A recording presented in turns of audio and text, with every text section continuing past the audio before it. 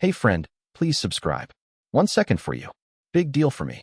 Don't turn the lights on, someone whispered. But it was too late. The hallway light flicked on with a heavy click, and every single face turned toward me. They were all there, packed into the living room, holding champagne flutes, standing beside a massive cake that said, "Happy birthday, you legend." Balloons, confetti, streamers, and silence. Because I wasn't supposed to be there yet. And I definitely wasn't supposed to see what I just saw. In the dead center of the room, my wife, my actual, legal wife, was straddling some guy's lap on the couch. His shirt was halfway unbuttoned. Her hands were in his hair. They froze like two statues mid-sin. Her face was flushed. His belt was undone. I didn't move. I didn't breathe. Nobody spoke. It felt like time was holding its breath with me. Then someone, I think her cousin, actually tried to clap. Like a delayed reaction. Like they thought maybe I'd missed the part where my entire life just imploded in front of a crowd. I didn't say anything. Just walked in. Slowly. Like I was underwater. My feet stuck to the floor with every step, thanks to spilled soda and glitter. My eyes didn't leave hers. And she didn't get up. She didn't move. The guy underneath her had the audacity to look confused, like he was the one who'd just been ambushed. I remember thinking, this is the part in a movie where the screen fades to black. But I'm still standing here. Nobody helped me. Nobody said a word. Nobody even turned the music off. It kept playing. Something upbeat. I think it was Bruno Mars. And that's how I learned my wife was cheating on me. On my birthday. In a room full of people who were supposed to love me. Wearing a dumb sweater with my name stitched on it. I don't know why I smiled. It wasn't planned. It just happened. Some kind of emergency reflex. Like my brain thought if I showed my teeth, no one would notice I was drowning. So there I was, grinning like a lunatic while my wife scrambled off another man's lap and yanked her dress down, hands shaking, mascara already smudged like the guilt was leaking out of her face. People still hadn't moved. I think some of them thought this was part of it, like a sketch, a prank, some surprise twist to my surprise party. One of my coworkers even laughed awkwardly and said, "Wait, what's going on?" I could see him slowly realizing there was no punchline coming. I walked further in, still smiling, and someone handed me a drink. I took it. My hand didn't shake. I think I was outside of my body by then, just watching everything happen from behind my own eyes like a hostage in my own head. My voice, when I finally spoke, sounded like it belonged to someone else. "Wow," I said. "You really outdid yourself." Lorna, my wife, though that word felt like a joke now, opened her mouth, but nothing came out. Her eyes darted around the room like she was looking for a reset button. The guy she'd been with had vanished, slinking into the kitchen or a closet or maybe out the back door. Coward. She didn't even glance in his direction. All her focus was on me now. I kept going. So this was all for me, huh? The decorations, the music, the performance. Someone finally had the good sense to kill the speaker. The music cut mid-chorus. Silence again. Nobody breathed. It was so quiet. I could hear the little motor in the champagne fridge humming behind me. Lorna took a step toward me. Grady eye. "Don't," I said. Calmly. Not loud. Just enough for everyone to hear. "Don't make the first word out of your mouth a lie." She stopped. Good. I don't think I could have handled her touching me. I turned to the crowd, friends, family, people I'd known for years, and asked, "So, who else knew?" I waited. "Anyone? Just raise a hand. It's okay. It's a party, right?" Maisie, her sister, turned pale. Her fiancé looked like he wanted to disappear into the wall. No one spoke. Not a single soul moved. You'd think they were afraid I'd pull out a weapon. But the only thing I had in my hand was a plastic cup of warm punch and the broken outline of my future. The worst part? I still wanted her to deny it. Some pathetic part of me was praying she'd say it was a misunderstanding. That they were rehearsing a skit. That I imagined it. That it wasn't what it looked like. But she didn't say a thing. And when I asked, very softly, "How long?" she blinked. Not, "What are you talking about?" Not, "Grady, I would never." Just blinked. I laughed. Loud this time. The sound bounced off the ceiling like something unhinged had finally snapped. Then I raised my drink like I was making a toast. "To surprises," I said. "And to finding out what people really think of you. Happy birthday to me." And I drank it. Down to the bottom. Even though it tasted like betrayal. I didn't storm out. That would have made sense. That would have looked powerful, cinematic, like I had dignity. No, I just left. Quietly. Walked through the party like I was late for a dentist appointment. No one stopped me. Not even her. I remember opening the front door and being hit by the cold air.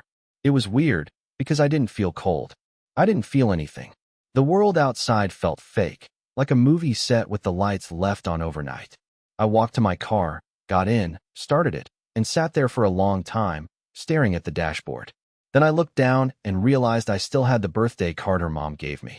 I had stuffed it in my jacket when I walked in, without even looking at it. Out of spite, I ripped it open. Generic message inside. $50 in cash. Thanks, Linda. I should have driven away right then. But I didn't. I don't know what possessed me. Maybe I just needed one last act of control, one last thread to pull. But I got back out of the car, went around the side of the house, slipped through the gate into the backyard. No one saw me. They were all still frozen inside, probably wondering if I was going to come back with a baseball bat. There's a shed behind Maisie's house. It's barely used. I knew it from barbecues and backyard get-togethers over the years. I also knew Lorna sometimes left her purse back there during parties, especially if she was changing or touching up makeup. I checked the door. Unlocked. And there it was. Her bag. I didn't hesitate. I opened it. Phone, wallet, gum, charger, and a small envelope. Torn open. Inside, 2 concert tickets. Some band I've never heard of. The show was in another state. Tomorrow night. 2 tickets. Only one of them was for me, and it had already been scratched out. I took a picture of the tickets, front and back. She'd crossed my name out with a red pen, not a scribble, either, but a single angry line. Like she didn't want to destroy the paper, just erase me. I put them back where I found them, zipped up her purse exactly as it was, and left the shed. It wasn't rage that followed me back to my car. It was curiosity, something colder, more calculated. For the first time since I walked in on her, I wasn't thinking about what I'd lost. I was thinking about what she was hiding. And suddenly, I needed to know everything. Not just the who.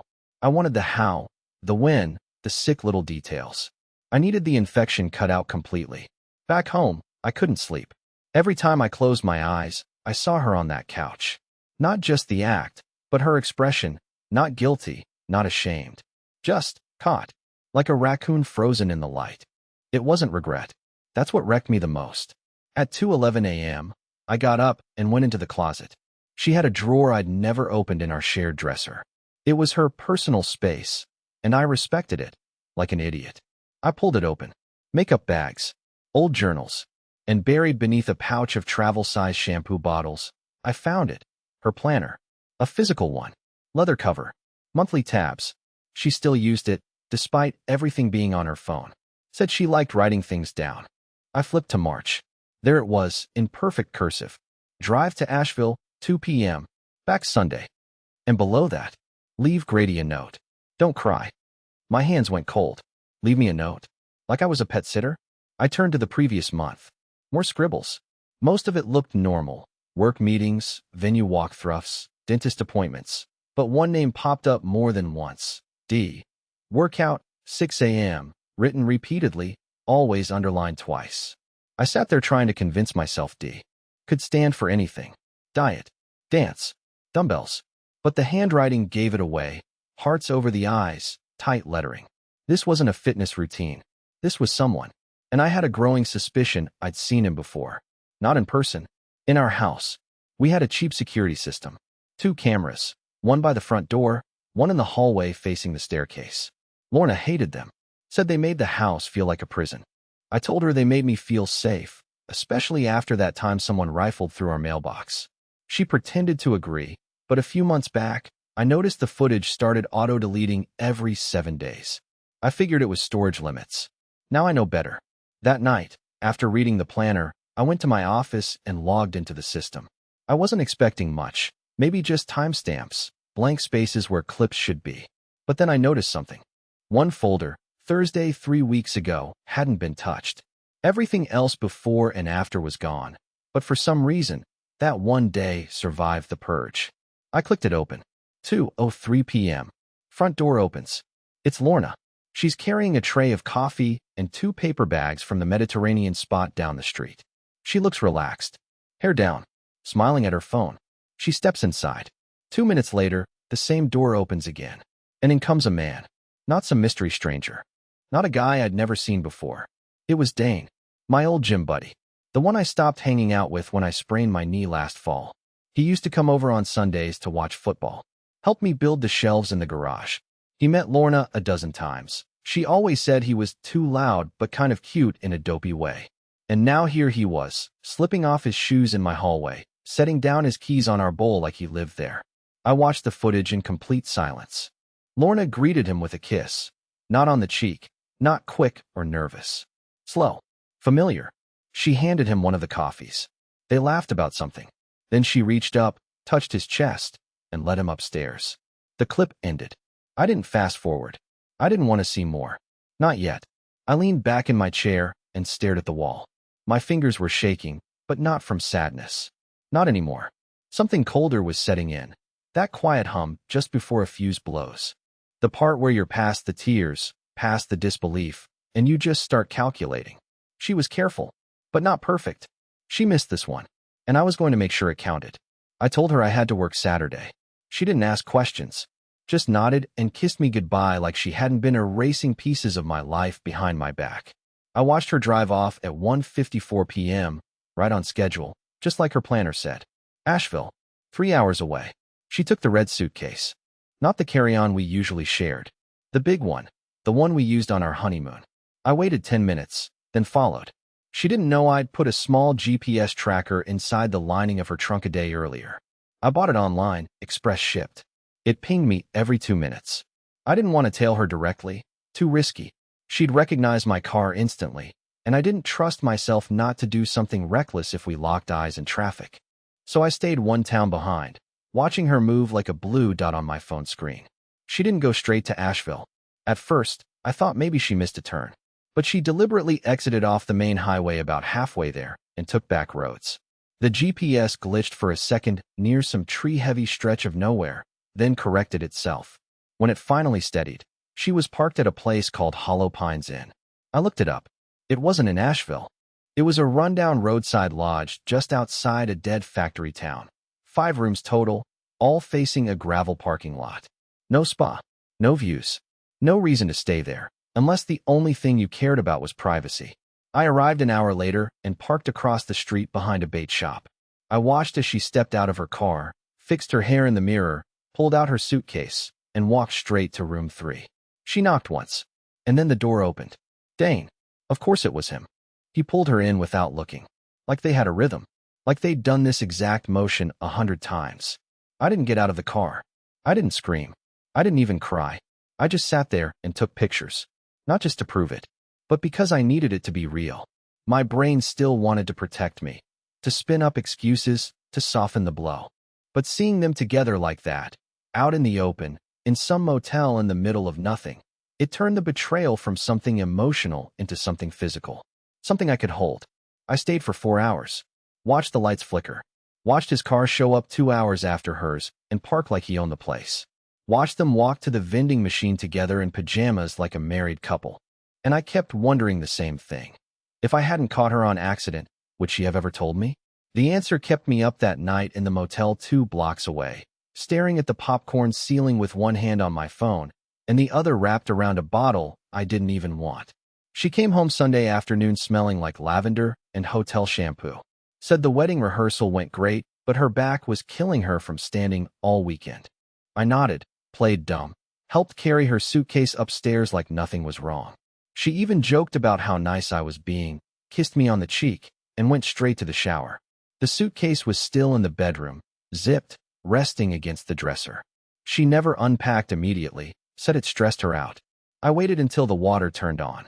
Then I crouched beside it, unzipped the main compartment, and lifted the liner. That's when I saw it. A small envelope, duct-taped beneath the fabric. I peeled it off and opened it slowly. Inside were 2 things, a folded sheet of paper and a photo. The paper was a typed letter. No greeting, no signature, just instructions. Vague ones. Stuff like hold firm and don't engage emotionally and stick to the timeline. My blood ran cold reading it. There were references I didn't understand. Bullet points. One line said, wait 45 days post-event before filing. Do not initiate before then. The photo? It was of me, at work, sitting in my car in the company parking lot, head tilted down, probably checking my phone. Taken from a distance. Blurry but clear enough to know it was recent. She hadn't told me anyone was following me. She hadn't told me I was being watched.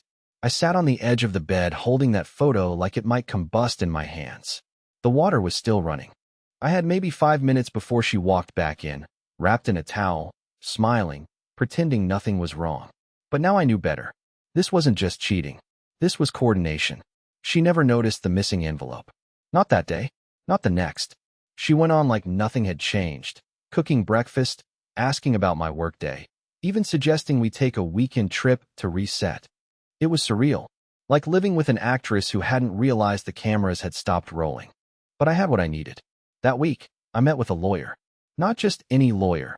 One that handled complex exits, the kind where the other party plays dirty. I showed him everything. The planner, the video stills, the picture from the suitcase. He looked at me for a long time and said, "You're lucky you found this when you did." She wasn't just preparing to leave. She was preparing to win. That hurt, but it was also what I needed to hear. Because I was done losing. I didn't rage. I didn't confront her with a dramatic speech or throw her things on the lawn. Instead, I let her leave for her usual morning run with Dane. Yes, I knew that's what those workouts were. And while she was gone, I packed. Just the essentials. My documents, my laptop, a few clothes. I left the wedding photos on the wall. Let her look at them alone. Then I drove 3 hours north to stay with my cousin, who'd offered me a spare room and quiet. I didn't text her. Didn't answer when she called. I let the silence speak for itself. A week later, she was served. She called once. Left a voicemail. It started fake calm, ended in panicked yelling. I deleted it without listening to the middle part. I'd heard enough lies to last a lifetime. Now, 3 months later, I sleep better. Not great, but better. I started running again, for real this time. I deleted every picture of her off my phone, but I kept one, not to remember her, but to remind myself what survival looks like. People always say betrayal breaks you, and it does at first, but sometimes it sets you free. So yeah, that's my story. I lost my marriage, but I found my self-respect. And honestly, that trade was long overdue. Please like the video and share your thoughts in the comments. I read them all.